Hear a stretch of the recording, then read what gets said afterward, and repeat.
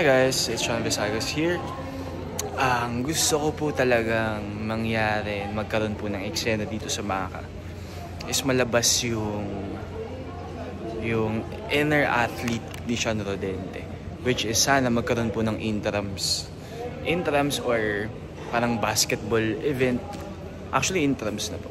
Intrams, nandun sila Zef, kalaban ko yung team nila Josh, sila yung mga bully. Tapos kakampi po ako dun sa team nila Marco, nila Bryce. So yun po yung gusto ko sana na mangyari or magkaroon po dito sa Maka. And for Valentine's naman, sa mga single, isa lang po ang ma-advise ko sa inyo is huwag niyong hanapin dahil kusang dadating ang tunay na pagmamahal. And sa mga taken naman po, don't take for granted yung mga partners ninyo.